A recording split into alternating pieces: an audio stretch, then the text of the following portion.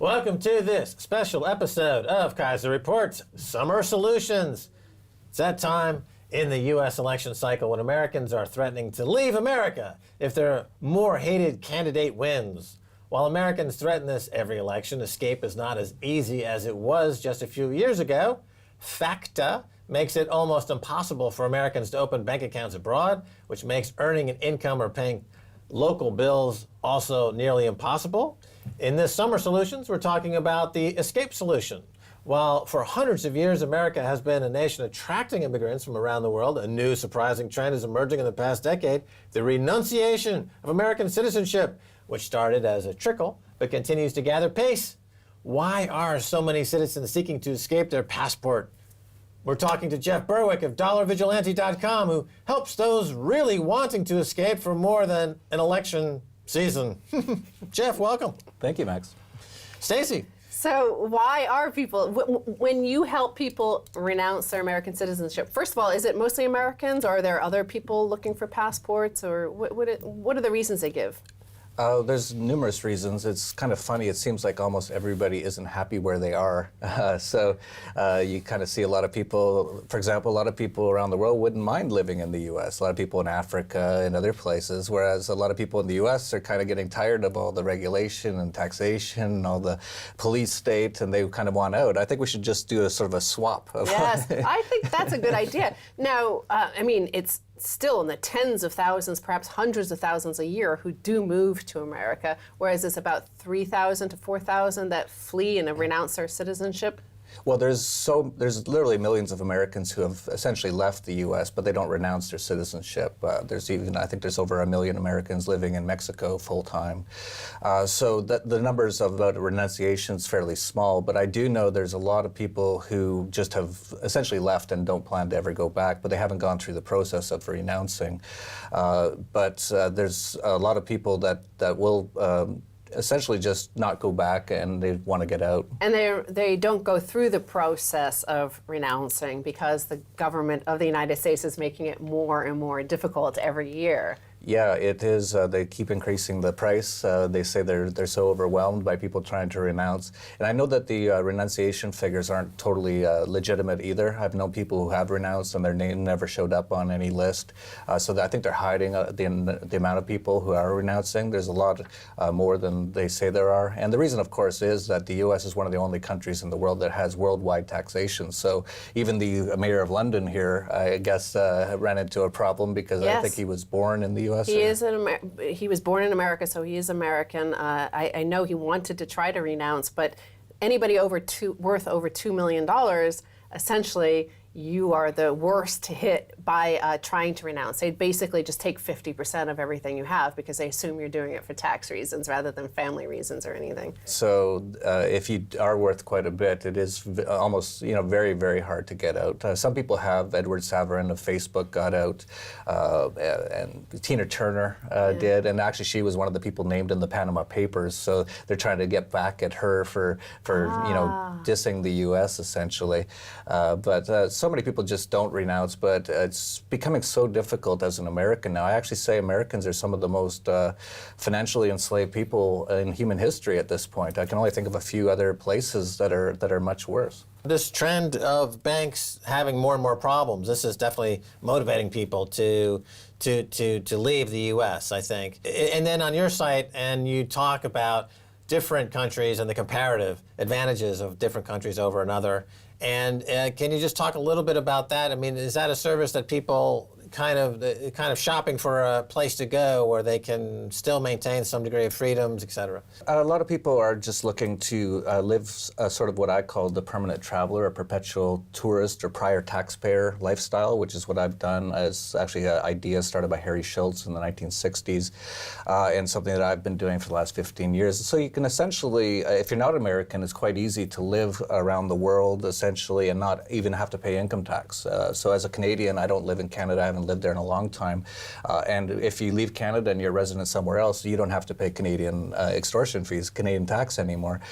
So it's very easy for most people to do it, but for Americans it's not. And you brought up FATCA and how that's actually a nefarious form of capital control. So instead of the U.S. saying, okay, like China will say, you can't leave the country with all your money and things like that. That's what China does. The U.S. doesn't do that. They just went to every bank in the world and said, if you accept American clients, we'll probably shut you down. But that's the very bizarre thing about it is at the same time that FATCA is introduced, making it impossible for individual Americans to actually operate as a sovereign human being outside of America, the rest of the world at the same time has been forced to sign on to likes of TTIP and TPP, where they have to accept all these American corporations. The corporations themselves get to operate freely wherever they want, whereas the American citizen is just so restricted. And more restricted all the time.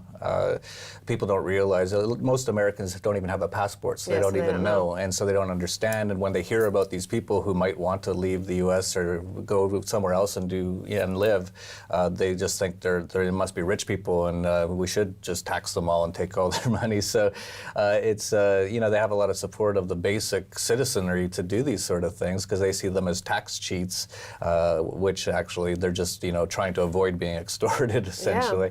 And so it is more and more difficult. So people are looking to get out. It's really interesting too. You look at Donald Trump and he talks about you got to build a wall on the Mexican border. No one talks about the fact that there's actually more Mexicans that leave the U.S. every year than go there. It's been that way for about 5 years now. And I've talked to a lot of Mexicans. I spent a lot of time in Mexico, and they say there's two main reasons that we don't want to go to the U.S. And in fact, many of us have returned to Mexico. One is the economy is not very good, and it's actually much better in Mexico. The Mexican stock market's up much more than the U.S. stock market over the last 10 years. And the second one is there's just no freedom in the U.S. They're just constantly being watched and looked at. There's ICE people coming in and raiding them, and they drive their car a little too fast, and they get the red and blue lights, and then where's your permit for this? And it's really interesting that Donald Trump is somehow getting so much traction to build this wall, which is absolutely insane. We were talking about Berlin earlier, with that's just a city with a wall around it. That's an entire continent, but a lot of people think this is a major problem when it really actually isn't. And Ron Paul was one of the people who said, and I sort of agree with him, at some point that wall will be to keep Americans in. Kind of on the flip side, American corporations with TTIP and TPP, they're forcing their values on the rest of the world. And can you talk, do you look at that? Yeah. Well, combined with that, U.S. corporations are actually renouncing citizenship themselves at an even faster rate than American citizens. So we just talked about the fact that TPP and TTIP are using the power and the might of the U.S. taxpayer through the State Department to force other nations to give basically free profits to U.S. corporations. But those U.S. corporations are renouncing their citizenship, like Keiser, who more than any other corporation has benefited from those State Department negotiated trade deals, from their intellectual property. Now, they want to renounce U.S. citizenship. So what about this whole trend of U.S. that they get to renounce, and yet the Congress is trying to stop them now? I think they're really cracking down on that now, which is unfortunate. But so many companies obviously have moved out of the U.S., moved major parts of their operations outside of the U.S. because the tax rate is so high. The U.S. has one of the highest corporate tax rates in the world. Many of these companies will try to merge with foreign companies that are based in a different jurisdiction with better tax rates. Now the U.S. government's starting to realize that they're losing a lot because of that, and they're trying to shut it down. And even Trump has talked about things like just not allowing companies to move. He said about one factory it was actually a golf tournament that he had at one of his golf courses in Florida, decided to move to Mexico City because they didn't like Trump. And actually their sponsors are having trouble getting sponsors because of his rhetoric.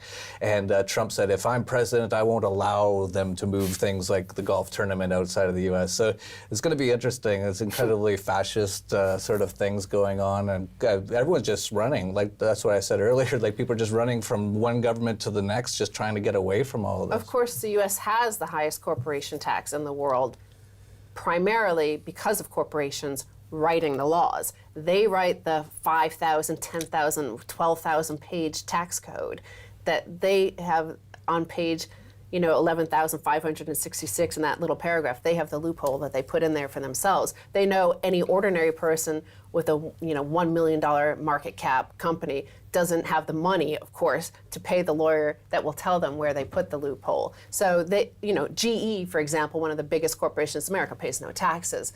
That's because they know where all the loopholes are, and they pay somebody $10 million a year to make sure they get that every year. A lot of people think that all these high taxes on corporations and even a lot of the regulations on corporations are a good thing, they think. But the corporations actually want those things. They write them to keep other competition out. It keeps the competition out and actually restricts freedom, and it actually causes prices to rise. And most people still don't realize that if you tax businesses, you're actually just taxing the customers of those businesses. Those businesses will always pass along those taxes. So the more that they want to raise taxes on these companies, the more the price of their product goes up. So this idea that you should be taxing companies more is pretty crazy if what you want is for things to be better. Yeah, but if you look at the charts of U.S. government revenue, the tax take from corporations is way down, and the income tax and the payroll taxes especially are the most. So anybody trapped in there it's like a gulag. Yeah, it's a freaking gulag. That's for darn sure. You talk about expatriation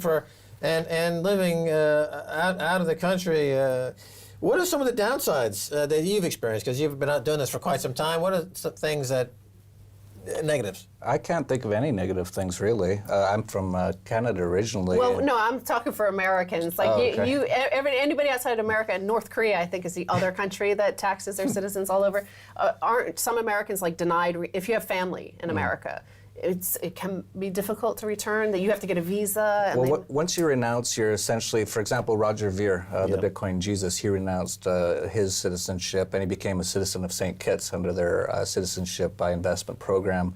And so you essentially just become like a St. Kitts person at that point in time. And if you want to return to the U.S., if there are visa requirements, you have to go to an embassy and apply. And he actually was turned down a number of times until he raised quite a bit of a ruckus, and I think they finally allowed him. So yeah, those are some of the risks. But the advantages are just so massive of just not having to pay that U.S. tax anymore and getting outside of their control and their systems. The benefits are just far higher than the negatives, in my opinion. You mentioned Bitcoin there for a second. Has that become like an international currency that allows you to do a lot more freedom? Definitely, Bitcoin is a big part of being more free.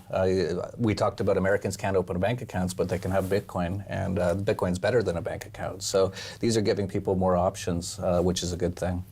All right, fantastic.